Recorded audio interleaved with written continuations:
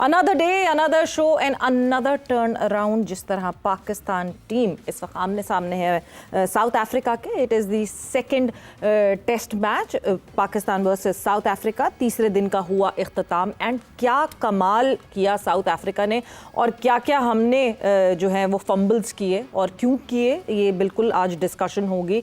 मगर ऐसे ही नहीं, जब हम साउथ अफ्रीकन टीम की बात करते हैं that they are the defending champion of world test championship, तो आज उसका अंदाज़ा होता है कि अगर ठीक है, अगर ऊपर से ज़्यादा नहीं कोई रन्स हो रहे, मिडल ऑर्डर से रन्स नहीं हो रहे तो कोई बात नहीं, टेल भी आके जो है वो इस तरह का सहारा दे सकती है। जिस तरफ हमारी टेल जो है वो 12 से 17 रन्स बना पाती है खाली, और इनकी टेल जो है वो 200 से प्लस रन्स जोड़ पाती है, वहीं पता चल जाता है। आज रबाडा ऐसे लग रहे थे कि शायद उनके ओपनर को नीचे ला के खिला दिया, और जिस तरह Rabada was handling us and we remember what Rabada has done with us. एक दफ़ा मार्को जेन्सेन के साथ भी पहले हमारे साथ कर चुके हैं, जो अभी आज फिर करने की कोशिश की। So right now the situation, the condition is Pakistan is leading by 23 runs and 4 विकेटों का जो है वो ऑलरेडी नुकसान हो चुका है।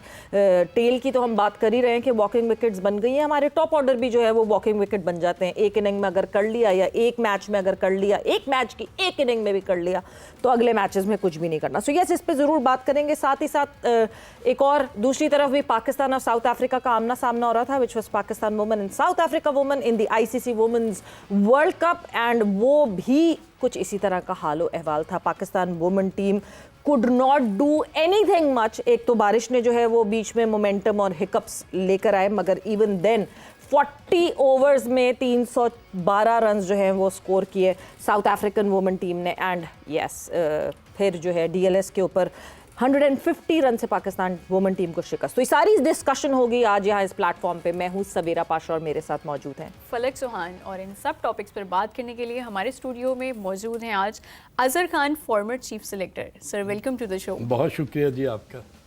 दूसरी तरफ हमारे साथ मौजूद हैं international cricketer Iram Javed. Iram, welcome to the show. Thank you. और इसके अलावा हमारे साथ एक और भी शख्सियत मौजूद हैं, Hafiz Mohammad Imran, sports journalist. Welcome to the show. शुक्रिया मैडम। बिल्कुल जी। सो अजहर साहब, आपसे शुरू करूँगी। मतलब मैं तो ऑनेस्टली बहुत दिल बर्दाश्त हूँ आज जिस तरह की आज परफॉर्मेंस देखी पाकिस्तान मेंस टीम की। वो परफॉर्मेंस ऐसी थी कि मतलब बिखरी हुई लगी हमारी टीम। कभी कभार मुझे ऐसा लगता है कि हाँ जी, क्या ये इम्पैक्ट सारा उसका था? कैप्टनसी चेंज हो गई, ODI में फलाना हो गया, ये हो गया। आपने रिजवान की तरफ से बहुत सारे लूप होल्स देखे आज फील्ड पे, तो ऐसा लग रहा था कि शायद हमारे लड़कों की रात की नींद नहीं पूरी हुई है। मतलब it was pathetic performance today from team Pakistan. I think Savera, सब कुछ देखने के बावजूद ना मैं क्रेडिट साउथ अफ्रीका को दूंगा। यू नो, उन्होंने तो नहीं पाकिस्तान के बॉलर्स को कहा था या फील्डर्स को कि आप इतने लूप होल्स और इतने आप मिसहैप करें। अब पाकिस्तान की बॉलिंग वही है जो कि प्रोबेबली मेरा ख्याल है कि 2 लेफ्ट आर्म स्पिनर्स खेल रहे हैं, एक राइट आर्म ऑफ स्पिनर खेल रहा है, देन शहनशाह Afridi is your main stay fast bowler. तो अगर 7, 8वां, 9वां, 10वां और 11वां आके परफॉर्म कर रहा है तो there is something wrong somewhere. अब अगर हम 333 रन के बावजूद हम उनको लीड 71 की दे दें तो ये बड़ा ही एक लम्हा फिक्रिया है। वो लम्हा फिक्रिया मेरे लिए इसलिए है कि ठीक है, टॉप ऑर्डर अगर परफॉर्म करते हैं उनके और वो रन्स करते हैं ऑन बोर्ड तो ठीक है, दैट इज एक्सेप्टेबल कि वो खेलने के लिए आए हैं। बिल्कुल बिल्कुल। मगर 8वां, 9वां, 10वां, 11वां जब इतने ज़्यादा रन्स कर जाए तो इसका ये मतलब है कि आपकी बॉलिंग में वो जो किलिंग इंस्टिंक्ट है ना, वो हमें उसमें कमी बेशी नज़र आई। नंबर 1। नंबर 2, अब जो सबसे इम्पोर्टेंट चीज़ वो ये है ना कि how your captain has handle the whole situation. वो इसलिए कि अगर वो बिल्कुल बेबस नज़र आए या वो बिल्कुल उन्होंने रबादा ने जिस तरह हिटिंग की है, तो मेरा मतलब है कि वे वाज दी कैप्टनसी, और कैप्टनसी जो होती है ना, that counts a lot. Azhar साहब, कैप्टनसी की आप बात करें तो उसी में ये चीज़ ज़रूर ऐड कर लेते हैं। मतलब कैप्टनसी तो यहाँ पे भी मैटर करती है ना कि कब नई बॉल लेनी और कब नहीं लेनी। जब आपको दिख रहा था कि साउथ अफ्रीका फंसी हुई थी, आपको ज़रूरत अभी नहीं थी नई बॉल की, आपको क्या ज़रूरत पड़ी कि हाँ जी अब नई बॉल, क्योंकि नई बॉल आते ही शायद ऐसा लगा जैसे जान साउथ अफ्रीका में आ गई पूरी। प्रॉबेबली देखें, बॉल जब हार्ड होता है ना तो उसके दो फायदे होते हैं, एक ग्रिप भी अच्छा करता है, एक स्पिन भी करता है, एक थोड़ा सा उसमें मूवमेंट भी आ जाती है, और बल्ले पे भी अच्छी आदत लगती है। हाँ, ये हार्ड बॉल का फायदा यही है ना कि बैटर को भी जा सकता है, और वो यही आपने जो अभी बात की है उसमें बैटर्स को फायदा मिल गया, और वो जो भी लेंथ थी ना आपके स्पिनर्स की और आपके फास्ट बॉलर्स की, उनको बड़ा अच्छा उन्होंने उसको एग्जीक्यूट किया।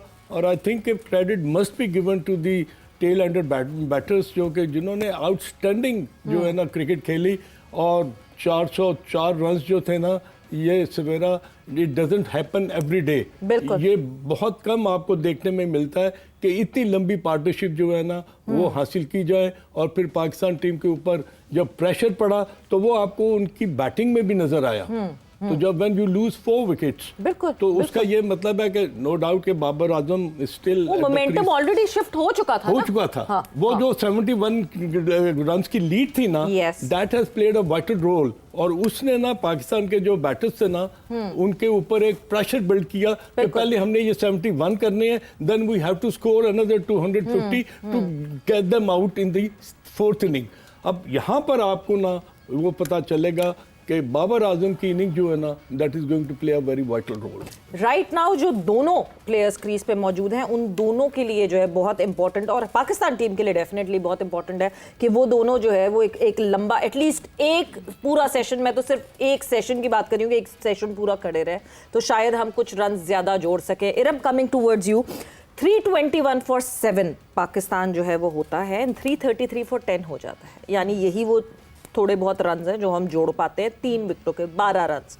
और फिर साउथ अफ्रीका की बारी आती है, 210 for 7 South Africa, and then 404 for 10, यानी 194 रन्स जो है वो उनकी टेल आके जोड़ती है। जो आखिरी पार्टनरशिप जो रबाडा की लगी है मुथुस्वामी के साथ, दैट वाज 98 रन्स। मतलब हम तो वहीं मुझे लगता है कि सारी बाजी हार गए। वहाँ यहाँ पे तो ऐसा लग रहा है कि वो T20 खेल रहे हैं, उन्होंने T20 खेला। रबाडा तो बिल्कुल ही T20, जिस तरह शाहीन को टेस्ट तो उनके माइंड से निकल गया, और जिस तरह उन्होंने, बिल्कुल क्रेडिट देना चाहिए सर, बिल्कुल सही कह रहे हैं कि जिस तरह उन्होंने बैटिंग की है, और महाराजा उन्होंने भी जो आके, हाँ जी, उन्होंने भी जो बैटिंग की है, तो साउथ अफ्रीका ने अच्छा खेला है। और इसमें वही चीज़ आ जाती है कि जब बॉलर्स जो है अच्छी बॉलिंग नहीं करते, कैप्टन के डिसीजंस अच्छे नहीं होते, जब आपके पास रिव्यूज हैं वो अच्छे तरीके से आपने नहीं लिए, उस फील्ड में आप लाउजी लगने लगते हैं। एग्जैक्टली, कीपर का उस वक्त रोल बहुत इंपॉर्टेंट होता है जब आपने रिव्यू लेने होते हैं, तो वो आप जब गलत जगह पे गलत टाइम पे लेंगे तो फिर तो यही हाल होगा। तो मुझे लगता है कि टीम जो है वो बहुत ज़्यादा थोड़ा डाउन हो गई थी। आई डोंट नो, इसके पीछे बहुत सी वजूहत हो सकती हैं, जो भी कैप्टनसी भी हट गई वो भी वजह हो सकती है। तो एक प्लेयर अगर क्रिकेट में डाउन हो ना, तो वो पूरी टीम को होता है, नीचे पुल डाउन एग्जैक्टली फील होता है, और वो पूरी टीम पे इफेक्ट करता है। तो ये भी वजूहत हो सकती है, लेकिन हमारी टीम इतनी बुरी नहीं है। और लेकिन अब अगर हम बैटिंग की बात करें तो अभी बाबर और रिजवान मोस्ट सीनियर प्लेयर्स जो हैं अभी खड़े हुए हैं, अभी इन्होंने कल खेलना है, तो हमारी दुआ है कि ये इतना स्कोर कर दें कि जो हम साउथ अफ्रीका को, हमारे बॉलर्स कुछ फंसा सकें, और ये कुछ एक वो बोलते हैं ना कि मिरेकल हो तो हम जीत जाएं। लेकिन ये है कि इन दोनों पे बहुत ज्यादा डिपेंड करता है कि कल ये अच्छी क्रिकेट खेलें, बाबर कल अपना 50 करें। चीज नहीं करनी चाहिए, रबाडा ने कोई मिरेकुलस चीज नहीं की, लेकिन उसने सेंसिबल क्रिकेट, लेकिन उसने नडर क्रिकेट खेली है। वो आया और उसने फुल तगड़े होके खेला, उसने शाहीन को नहीं छोड़ा, उसने किसी बॉलर को नहीं छोड़ा। तो हमें भी इसी तरह से थोड़ा क्रिकेट खेलनी होगी, हमें शेल में नहीं घुसना, हमें इनिंग को लेके चलना है, और अच्छी क्रिकेट खेलेंगे, अच्छी बैटिंग करेंगे, तो मुझे लगता है कि हम साउथ अफ्रीका को फंसा सकते हैं। क्योंकि चौथी इनिंग में बैटिंग इतनी आसान हाफिज साहब वैसे होगी नहीं साउथ अफ्रीका के लिए। मगर क्या व्हाट वेंट रॉन्ग टुडे? अचानक से why was Pakistan team so of colour, जो कि इतनी कलरफुल लग रही थी? पिछले मैच में कौन सी बहुत कलरफुल थी जो आप जीते हैं? वो तो अगर आज हम कह रहे हैं कि हमारी फील्डिंग अच्छी नहीं, तो 4-4, 5-5 कैचेस तो उन्होंने भी छोड़े।